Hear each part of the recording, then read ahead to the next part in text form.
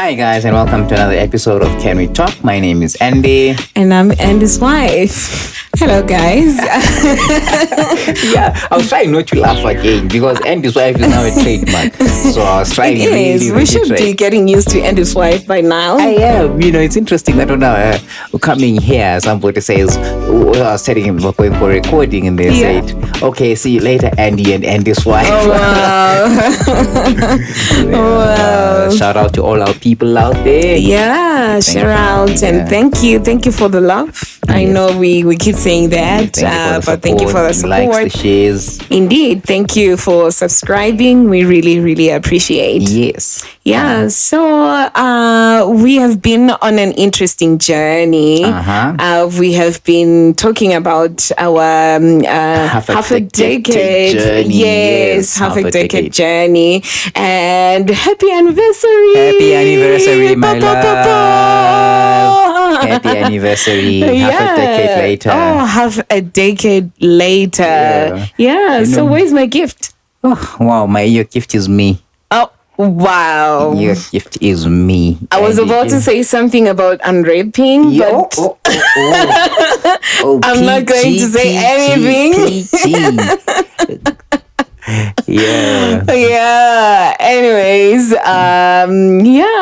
thank you for being such an amazing husband. Okay. And thank you for taking care of us as a family. Aww. I know we don't say this enough, but I'm really grateful. You're such an amazing guy. Wow. Yeah. Wow. Thank you so much. I really appreciate your kind words. Thank you as well. Kind words. Okay. What was I supposed to say? I don't know. I'm expecting more. I'm expecting an affectionate, kind words. Sounds like you're talking to your friend, or in an email, like you're sending an. I'm kind regards on you. Oh, really? That has kind regards all over. Oh, no. Okay. No, I'm sorry, but from the bottom of my heart, I really appreciate. Oh, thank you, thank you. So now we want to conclude the 5 weeks journey. The 5 weeks summarizing of 5 years, if I can put it like that. And we want to give out recommendations, and we want to help people, especially those that are not yet married, or those that in the early years of their marriage, based on the things that we have been going through. I know we have pointed out a lot on the previous episodes, but I feel like there is still more. Okay, so what would you say, what would you advise someone who's thinking of getting married? Do it. Just do it right, but do it. Definitely. I'd highly recommend it. Okay. All right. So when you say do it right, what do you mean? Well, follow all the necessary steps that need to be done. Are you prepared for it? When you're doing it, do it the right way as well. There is a generally accepted, we did when we're doing com law. We did some commercial law in varsity, and there's certain it's not written down, but there's certainly accepted practices. So in whatever GAAPs. Sorry, is it com law? But anyway, anyway, is that there is something that's generally accepted. So across religions and across cultures. So what is generally accepted? So that's what I'm saying. Do it, but do it right. Just don't wake up, rocking up, and eloping. I'm not sure if eloping is the best route. So whatever route it is, whatever is generally accepted in your context, in your individual context, you just get those steps right. And then, but definitely, I'd highly recommend marriage. I think it's got some good benefits. Okay. So would you recommend lobola?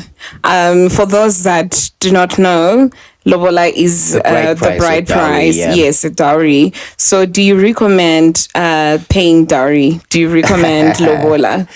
Oh, well, that's a very tricky question. But definitely, I for one, I'm not saying this is prescriptive, but I for one will probably push that more than a white garment. Definitely, personally, yes. All right. And is there any biblical backing? So we said we are people of faith. Is there any scripture that is in line with that? If for someone who is thinking of getting married, but they are questioning a lot of things that we as Africans or as Christians do. This is all deductive, but when you just go through the scriptures at how they were doing their marriage ceremonies, there was some form of exchange of gifts before there was a wedding, right through from Genesis, right through. And someone even once commented and to said the African culture is actually closer to Jewish culture or custom in terms of marriage than it is to a Western custom. Definitely. So while you may not have an actual scripture, it's all deductive from how we read or interpret stories or events that are happening in scripture. Yeah, so definitely for me, hands down, I had an argument with a very good pastor friend of ours when I paid bride price rather, and so I paid bride price in April and met him on the 11th of May on 2019. And I was telling him, this is my wife, we are married. And he said, no, wait until September. Once you're done in September, that's when you'll be married and so on. But I felt more married. But I do appreciate the certificate, signing of the certificate. Yes. The blessing as well. The blessing of God and the blessing of the church as well. But I would probably go for the bride price more than a white garment. Okay, that's a good one. And in terms of planning for the wedding itself, what would you recommend? Do you recommend going extravagant? Do you recommend a small intimate wedding? Do you recommend having friends just, get married and have a witness? What do you recommend? Well, that's really, really up to you. It also goes back to your personalities. If you're introverted, you wouldn't mind having a witness or two, signing a certificate. The family being the bigger witnesses. If you've got 14, when there's bride price celebration and all your cousins coming to you, and then there's something that they call the Lobola squad now, so I don't know. So you can get that, and then for the signing of the certificate or the officiating of that. So I can't also again say do this or don't do that. It also goes with personalities. Are you introverted or extroverted? Do you like people or do you not like people? But I would say go smaller. Do you have any regrets with how your ceremony was? We had 900 people at our wedding, my love. Plus. We had 900 plus people. So, do you have any regrets? If you were to do it differently, what did you change? Obviously not the bride. Well, no, I'm joking. Definitely not the bride. I'll definitely go smaller. COVID taught us a lot of things. You know how people got married over COVID.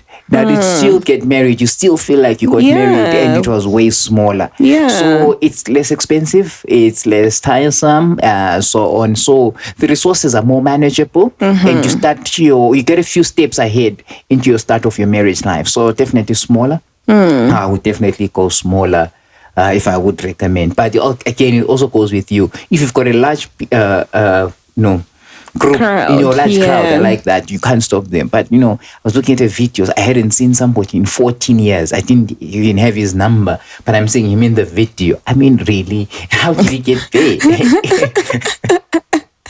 Whoever that is, I feel sorry for them.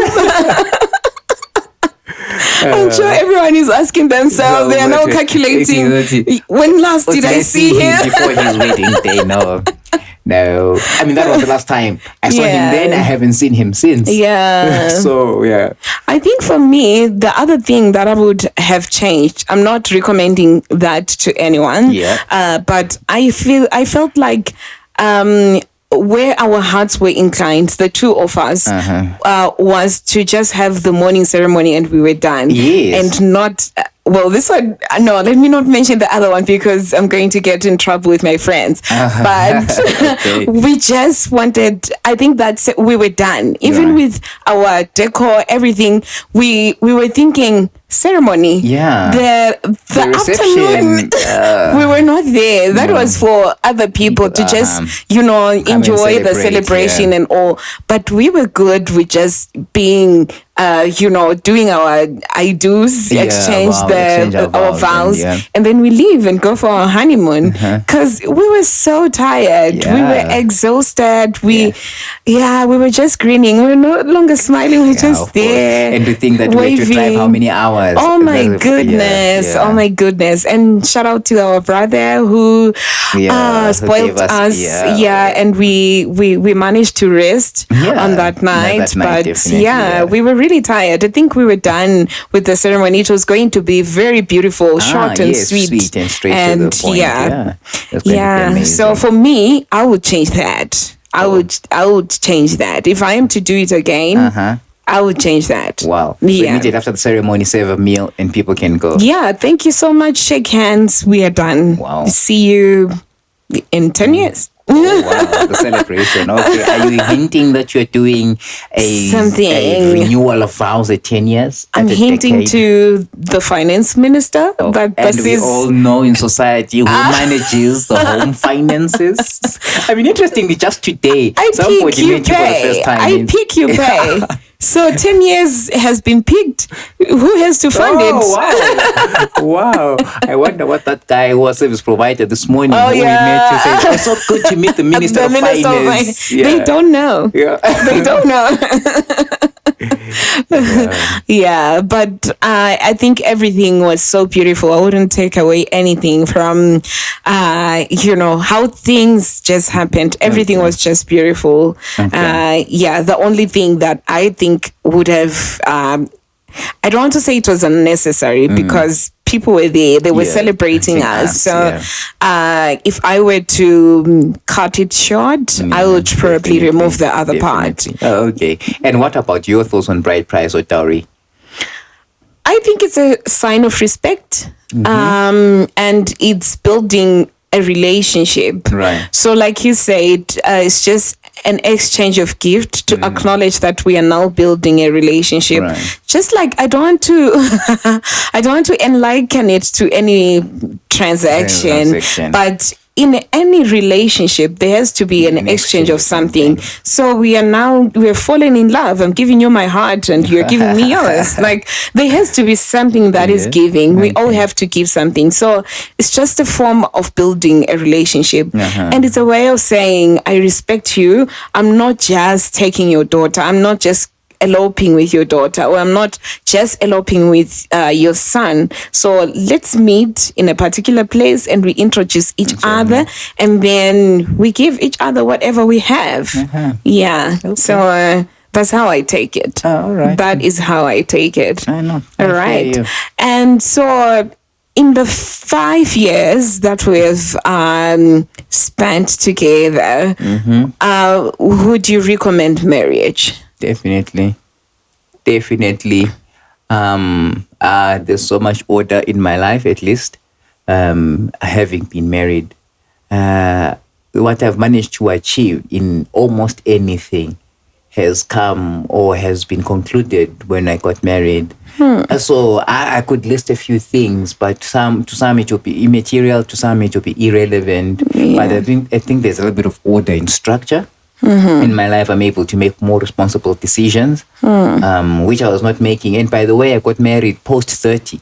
So even post-30, I mean, even in my 30 years as well, I wasn't making the same kind of decisions. Remember when we met, I was losing out on property. I was getting opportunities to get property, and I was not even thinking that I'd let a house go that I could have easily bought for a song. So definitely I'd recommend it because it brought about structure and order in my life.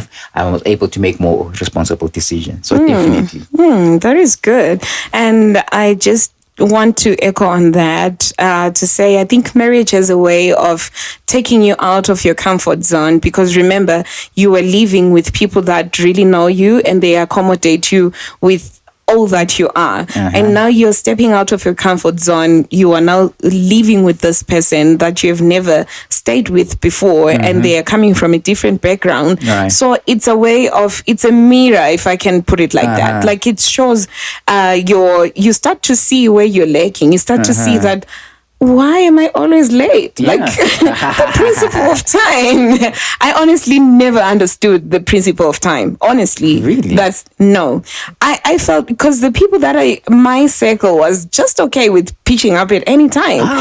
No one had the value of time. Like time is that time is money statement was never part of our vocabulary. Probably my mom is the one who values time and my dad. But we never I don't think we ever set appointments like that with them. Doesn't make sense. Okay, like we meet at home, and I was never in a position to be monitoring what time they came, But with my friends, it was at any time. Like if you say 1, I knew that I can pitch up at 2 and my friend won't be there. Then I would wait for 30 minutes. It was bad like that.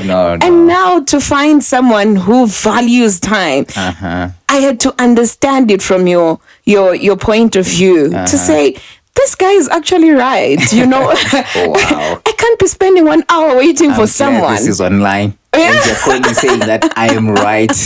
Oh, wow. Yeah. So I never had the value for time. I never did. So now I have grown, and you have shown, I think you have mirrored me in a good way, and we help each other grow. We complement each other. So yeah, marriage has that effect on you. Okay. So I would recommend marriage in that score, that we all have our weaknesses, and some of them, it's not like it's things that cannot be changed, and it's things that can even help you in your every day-to-day life. Okay. Yeah. Right. So you mentioned as well that you got married post 30. What's your recommendation? Do you recommend that get married after 30, or 20s is still okay, especially on a male perspective? Well, on a male perspective, I'm not sure. I don't have any regrets. Honestly, I don't. So when the time is right... So waiting was worth it? Or the delay? Whatever the case may be. Yeah. Were you not hoping or wishing to get married at 20? Well, my pastor will tell you that I started speaking at 21, that my wife. So I think it was a desire for me to get married. But I'm glad that I did not then put myself under pressure that the next day, whoever comes up, I'll marry them. Okay. So when the time is right, you will feel it, you will know it. So yeah, definitely do it. So I wouldn't recommend that you say, oh, my biological clock is ticking. All my friends are getting married. Why am I not the only one? I remember, the guy who was supposed to be the best man at the wedding, he passed away, unfortunately, just before he met you. And he was already speaking about children. And we were 26 and 27. And he was, at that level already. I was far from it. So he was settling down. And so on and so on. So, and we were best friends. We spoke each and every day. Yeah. So, but again, I got post 30. So that's what I'm saying, that when the time is right, don't feel under pressure because your friend is doing it. Our society says. I know, especially on a female point of view, around 25, I do have people that I know in my life who would say, if my daughter came to me at 25, it's time. And she came, dragging some guy. It's time. It's according to the time of life. But I won't put myself pressure and I say it's the time of life according to who. Okay. So definitely, according to who? Yeah. Okay, that's a good one. And you mentioned that when the time is right, you'll know. How did you know? I think that is the most frequently asked question. It's a cliche statement, IFYK. If you know, you know. Yeah. I get if you know, you know. There is then that sense of feeling. I mean, if I were to ask you right now, when did you make that decision? You probably say in the first couple of weeks that we met, you already knew. So we may have delayed it 18 months or whatever time we took, but in the first couple of weeks, you already knew that I would like to build a future with this person. And so I think it's already there.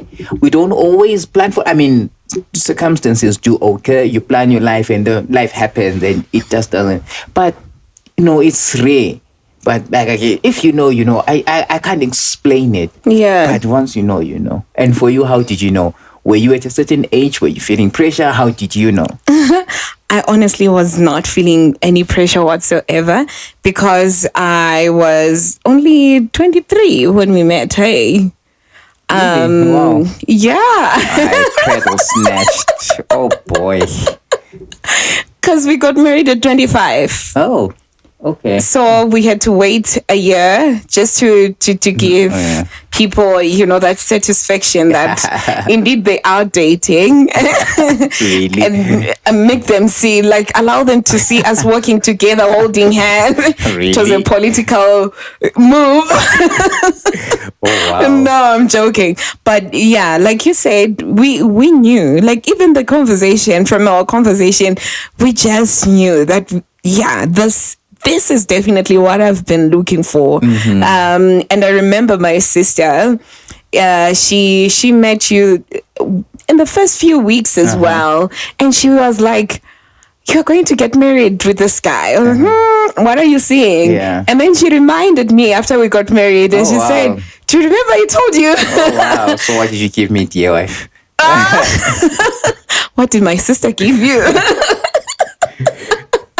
What did my sister give you? No, but like you're saying, it's something that you can't explain. But the moment you see what you have always been wanting in that one person, you immediately know. And it was in the first conversation that I knew that this guy. Oh, wow. This is the guy. Oh, wow. Okay. Yeah, please go ahead and tell them as well that in the first few minutes you knew. I don't want to be awkward alone. I'm under duress. There's a gun. Yeah, so there's a gun pointed to my head to say, if you don't say it. But somehow you know. You know. And what would you tell people who are dating out there? What is it to look out for? What is it to do? What don't you do? Anything. What would you say to people who are dating? I think that our wait for 1 year, in all honesty, was for us to get to know each other. Although we knew in the first few weeks, we just wanted to give ourselves that 1 year to know for real, not to be surprised when we get married, not to see some things that we never saw while we were dating, to just become ourselves and learn each other, learn what you love, learn what you do not like, and we adjust like that. So if you for those that want to get married, get to know the person better, go on dates, speak more than you do other things, because that way you get to hear the heart of the person and you get to hear the things that they desire. Do they align with your own desires as well? Are you moving in the same route, or you're just two different people trying to make it work? So but get angry as well during the dating stage. Yes, I think you need to see how your other person is going to be when they laugh or when they cry. What makes them angry? What makes them happy? So you got to experience all those worlds, then you know what you're committing yourself to. Yeah, and the other thing, I think, something that people do not realize is whatever you see on the face value, it's going to get worse in marriage. So if I have traits of anger, it's going to get worse in marriage, because remember, when we're dating, we are not really showing everything. So I'm showing you bits and pieces of myself, but when we are now staying together, I'm more comfortable. I'm becoming the real me, and you start to see everything. So watch out for those things, the things that we think they're going to change, or it's just a small thing. It's never a small thing. It gets worse. Hey, but it's very difficult to tell somebody who is in love. No, this person is angry, has got anger issues, or this person has got lying issues, or this person has got commitment issues. And somebody, no, you don't understand. He loves me, or she loves me. So we're always in a position to defend one another, especially when we are in love. But reality, when reality kicks in, you'll start to appreciate what other people were saying or what they meant. Yeah. So has it been a good journey for you? Yeah, it's eye-opening.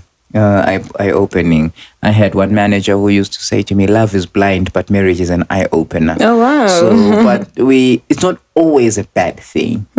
Like I say, it gave a perfect example of myself that my eyes were open to see life differently or in a more responsible way.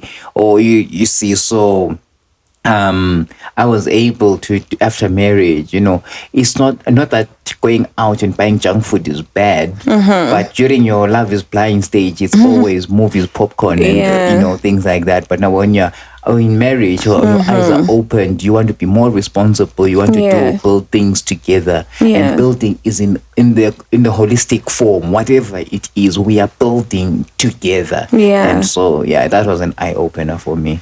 Okay. So it's been fun. Yeah, thank you. I think it's good to hear that coming from a gentleman. A gentleman.